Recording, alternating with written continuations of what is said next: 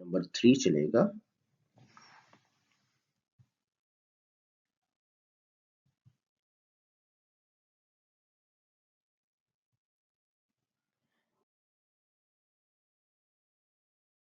इसमें हम बात करेंगे बेयर या जीरो इन्फिनिटिव्स, टू के बगैर वर्ब की फर्स्ट फॉर्म का इस्तेमाल, और प्रेजेंट पार्टिसिपल्स जो कि वर्ब की फर्स्ट फॉर्म के साथ आईएनजी फॉर्म होती है।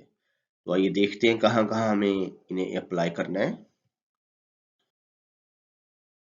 कॉमन वर्ब्स विद बेयर इन्फिनिटिव्स, ये कॉमन वर्ब्स की एक डिटेल है जिसमें हम टू के बगैर वर्ब की फर्स्ट फॉर्म यूज करेंगे।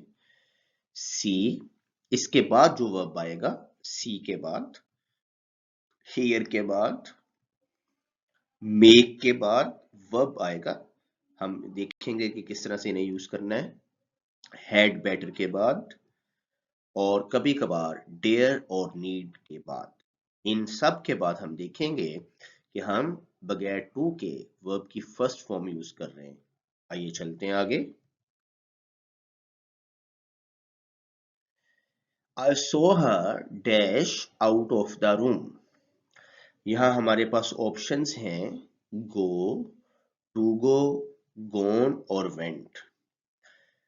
गोन जो है बीटा ऑप्शन एलिमिनेशन का प्रोसेस तो हम पहले से जानते हैं, वो हम अक्सर अपनी रेगुलर वीडियोस में हम कर चुके हैं। तो I saw her dash out of the room, यहाँ हमें अभी हमने बात की थी कि हम पेयर इंफिनिटिव या फिर प्रेजेंट पार्टिसिपल का इस्तेमाल देखना है हमने यहाँ। तो यहाँ ये सेंस है कि मैंने उसे कमरे से बाहर जाते देखा। तो यहाँ आप पक्का कर लीजिए, चार्ली कभी भी नहीं होगा, टू गो हम नहीं यूज करेंगे। ठीक है जी। गॉन थर्ड फॉर्म इस तरह से कभी भी इस्तेमाल नहीं होती, वो तो एडजेक्टिव की सेंस में हम कह सकते हैं I saw her tired, right, I saw her prepared, इस तरह की बात हम कर सकते हैं। लेकिन वर्ब की फर्स्ट फॉर्म हम बगैर टू के यहाँ यूज कर रहे हैं। हमें यहाँ मीनिंग क्या देना है, मैंने उसे कमरे से बाहर जाते देखा। तो ना तो वेंट है, ना गोन है, ना टू गो है। तो गो को हमने माइंड में संभालना है, सेटल करना है। I saw her go out of the room. अगर गिवन ऑप्शन में से आपको गो नहीं मिल रहा तो फिर सेकंड चॉइस हमारी होगी गोइंग, जो कि यहाँ नहीं मौजूद। या तो गो दिया जाएगा या गोइंग दिया जाएगा, राइट, या अकेला गो बगैर टू के, या आईएनजी फॉर्म होगी। उसकी वजह क्या है, टेक्निकली दोनों ठीक हैं, थोड़ा सा इनका मीनिंग का फर्क है। जब हम मैंने कमरे से बाहर निकलते देखा, एक पूरे प्रोसेस का सिर्फ एक पार्ट देखा कि वो कमरे से बाहर निकल रही थी। लेकिन जब आप कहेंगे आई सो हर गो, इसमें वो सीट से उठी, कदम लिए, दरवाजा खोला, बाहर गई, पूरा प्रोसेस शामिल है। बगैर टू के फर्स्ट फॉर्म में पूरा प्रोसेस है, जबकि आईएनजी फॉर्म में सिर्फ एक पार्ट है। इसको ऐसे समझते हैं, I saw him change the tyre of the car versus I saw him changing the tyre of the car. Grammatically दोनों ठीक है। जब मैंने चेंजिंग इस्तेमाल किया तो मीनिंग गुजरा, तो मैंने देखा कि वो चेंज कर रहा था, सिर्फ एक प्रोसेस, थोड़ा सा वक्ती। लेकिन जब मैंने कहा आई saw him change the tyre of the car, तो अब मतलब है कि पहला उसने नट उसके बोल्ट खोले, उसे उतारा, फिर दूसरा वहां लगाया, फिर उसके नट बोल्ट उसको टाइट किया, सारा प्रोसेस बगैर टू के फर्स्ट फॉर्म में है, और कुछ हिस्सा वो आईएनजी फॉर्म के साथ है। तो गिवन ऑप्शन में आपको 100 के साथ यानी सी के साथ जो नीचे ऑप्शंस होंगी वो या तो फर्स्ट फॉर्म बगैर टू के होगी या आईएनजी फॉर्म होगी। जो दिया जाएगा उसको आपने चूज कर लेना है। यहाँ हमारे पास गो था, हमने गो चूज कर लिया, राइट। सेकंड वन है we often hear him dash others. Verb हमें यहाँ क्रिटिसाइज इस्तेमाल करना है। हम अक्सर उसे सुनते हैं कि वो दूसरों पर तनकीद कर रहा है।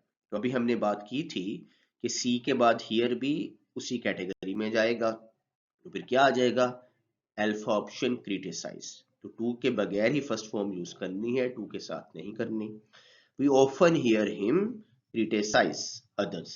तो हैड और हैज क्रिटिसाइज बीटा डाल्टा वगैरह इरेलीवेंट है। तो यहाँ भी वही बात है, we often hear him criticize others या फिर क्रिटिसाइजिंग, वही बात, थोड़ा सा काम, थोड़ा सा हिस्सा क्रिटिसाइजिंग, पूरी तरह से क्रिटिसाइज। ठीक है जी। अच्छा, अब इसमें एक बात का ख्याल रखिएगा कि जब इसका पैसिव बनाया जाए तो फिर 2 + V1 आ जाता है। For example, mister Manana so you pick up the pocket book, right, so you pick up the, इसका पैसिव बनाए तो होगा you were seen to pick up. तो पैसिव में आ जाता है, अगर कहीं आपको टू मिल रहा है पैसिव में तो परेशान होने की जरूरत नहीं। करेक्ट यूज ऑफ वर्ब में इस लेवल पे पैसिव नहीं पूछा जाता, अगर पूछ भी लिया जाए तो आपके माइंड में होना चाहिए कि पैसिव में हम टू यूज कर सकते हैं। फिर सुनिएगा, mister Manana, the piece of string है, लेसन 5 है।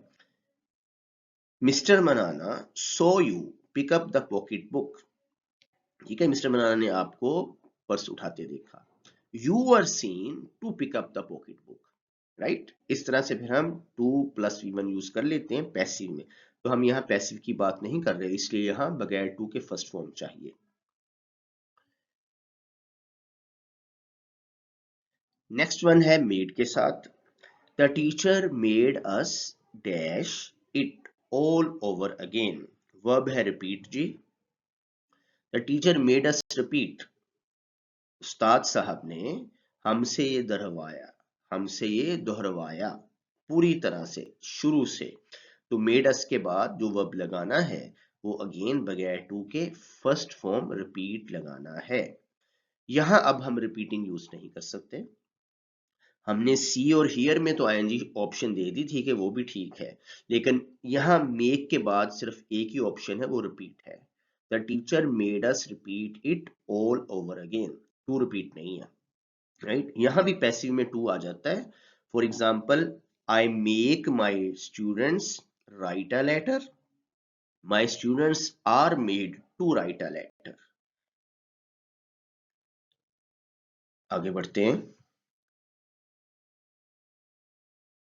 We had better dash hard, यहाँ वर्क को यूज करना है। हैड और बेटर इकट्ठा माइंड में रखना है, हैड अलहदा बेटर अलहदा नहीं, उसका फिर अपना एक सिनारियो होगा। हमें हैड और बेटर को जोड़कर माइंड में इस्टेब्लिश करना है, सेटल करना है। अगरचे हैड है लेकिन बात प्रेजेंट में हो रही है। बेहतर है कि, I think you'd better leave, button button में आपको याद होगा कि मिस्टर स्टूवर्ट ने ऑफर दी और आर्थर ने सुनने के बाद कहा I think you'd better leave, मेरे ख्याल में बेहतर है कि आप रुखसत हो जाएं। हैड बेटर का मतलब क्या है, बेहतर है कि, ये प्रेजेंट में बात की जाती है एडवाइस के तौर पर, सजेशन के तौर पर। We had better work hard, बेहतर है कि हम मेहनत करें। तो हैड बेटर इकट्ठा माइंड में बैठा लीजिए, इसके बाद आपने बगैर टू के फर्स्ट फॉर्म यूज करनी है। अल्फा को यूज करें, इसमें भी बीटा आईएनजी वाली फॉर्म ठीक नहीं होगी, जैसे मेक के बाद नहीं ठीक। हियर और सी में हमने कहा था ओके है, लेकिन यहाँ हम कह रहे हैं मेक में भी और हैड बेटर में भी कि आगे आईएनजी फॉर्म यूज नहीं करनी, जस्ट बगैर टू के फर्स्ट फॉर्म यूज करनी है। We had better work hard, बेहतर है कि हम मेहनत करें।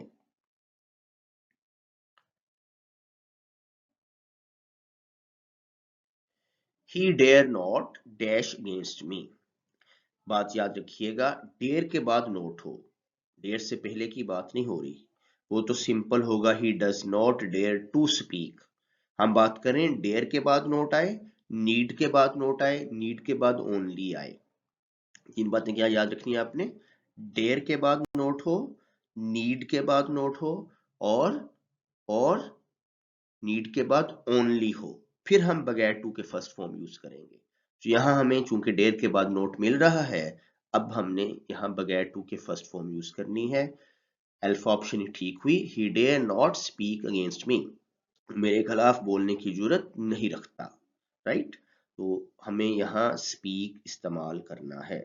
कैसे याद रखना है, डेयर के बाद नोट आ रहा हो तो आगे वाला वर्ब बगैर टू के।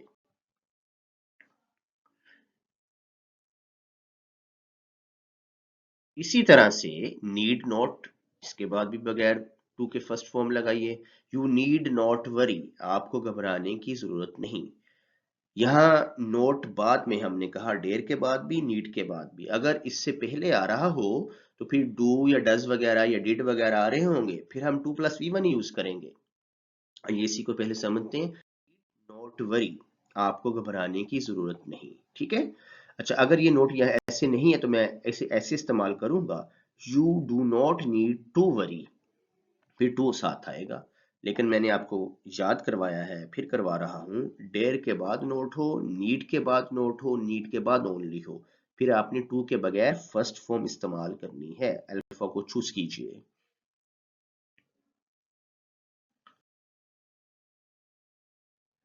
टू नीड ओनली, ठीक है जी, तीसरा हमारे पास आ गया। डेयर नॉट, ठीक है जी, नीड नॉट और फिर नीड ओनली, यहां भी फर्स्ट फॉर्म चाहिए। Alpha again is the right option, you need only work hard.